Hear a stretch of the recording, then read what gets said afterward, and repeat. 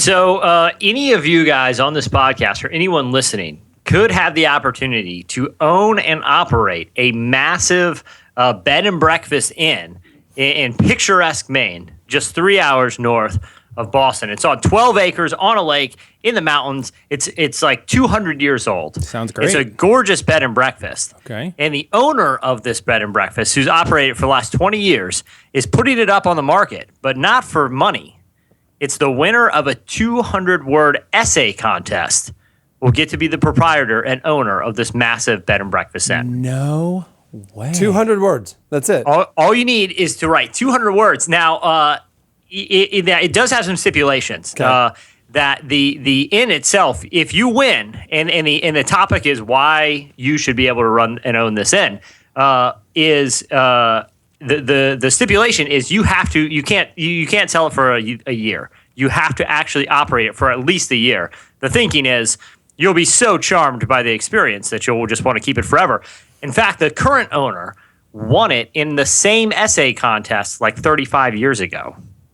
What a fascinating thing. So he didn't buy it, didn't lose any money. It's a woman. She's like 75. First of all, I'm sorry. That was rude, and I apologize. Why would dare you assume that a man would want to own a bed and breakfast? I think actually, thanks for taking that one from me. That was great. Listen, gender roles are breaking down. A man or a woman can wear yoga pants, and a man or a woman can run a 200-year-old inn in upstate. And a man or woman can read Saver. I'm telling you, we are a gender-neutral show. That's the point. I wasn't correcting you to say you're being incorrect. I was just for accuracy's sake, Seti. But that is really but that's really interesting because she then doesn't lose any money on this. She made a career's worth of income. Yeah. Well, and we'll just give it away. Not only that, she claims to over the years it's a very old inn, so she's invested about $500,000 in the inn.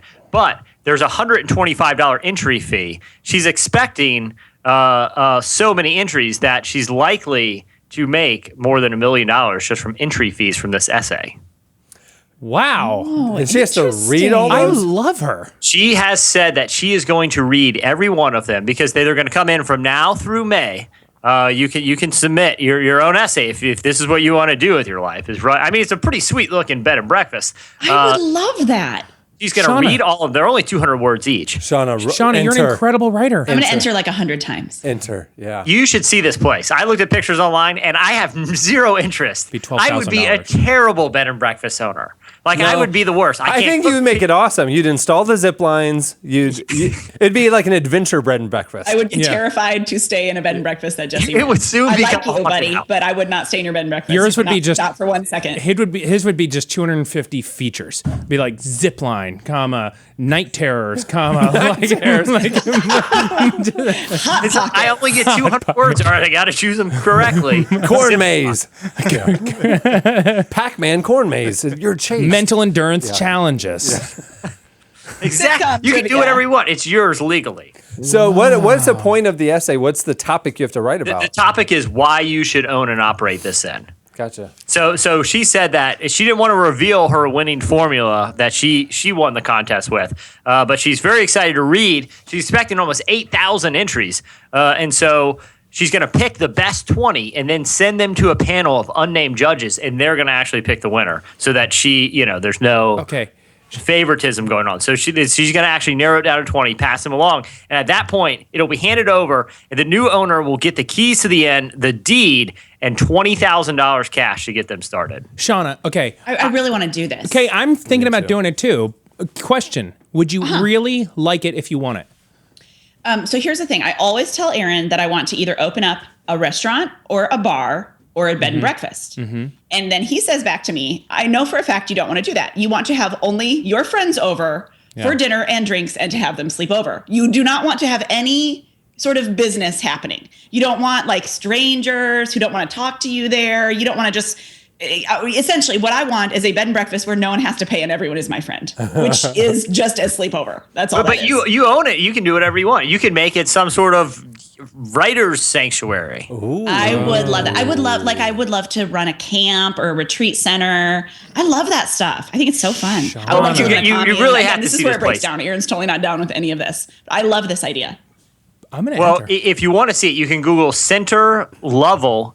Lovell Inn and Restaurant, and that's the name of the place. It's pretty impressive looking. I mean, it's massive, and it's way too much work. Not the writing the 200 words, but I would be overcome with a sense of incredible dread if I somehow like entered and won this thing. So do you have to run it as a business, or could I just have my friends come stay there with me? I think you have to run it as a business for at least a year. Okay.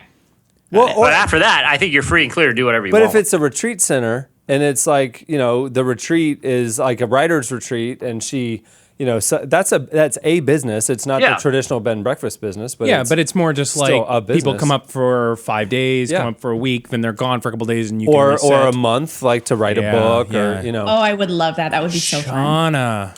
And the cool thing, I wish that more transactions would happen by some manner of contest. I know, that's so fun, right? So fun. What a fun idea. And she's going to make more money than if she sold it. So it's encouraging to people who want to do, like, for not just real estate transactions, for cars. Like, let's say I want to make it. I'm never going to make it as a professional athlete. I've come to that sad realization. What if they had a contest where I can play like 3 games? A lot of people would enter. It'd be pretty cool. Let's make some dreams come through. Let's totally blow up our capitalistic economic system and just do crazy contests. Off the rails. Here we go. I like crazy contests. I like that idea. That's what this whole thing. You know why we're excited about this?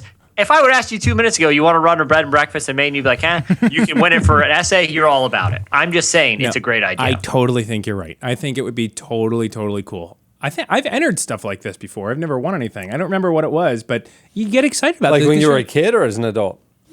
Kind of in between, like college-y kind of stuff. College. I don't really know that I'd still consider myself an adult. Were those just was that like cover letters for your resume?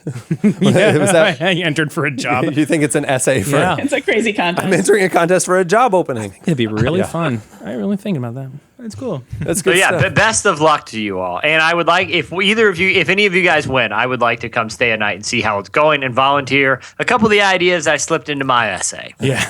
Well, there'll be a contest for that. Yeah. You'll get to come if you win the contest. Knife throwing in the kitchen, knife throwing right in the living room. If you go on a cruise, there's there's the captain or the people running the ship, but then there's the activities director. Yes.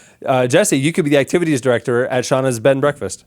No. $20,000 is plenty for me to buy a couple of ATVs and hook up a little rig I'm thinking about. I think we're totally on the same page here. I think we're thinking of the same kind of stuff. Yeah.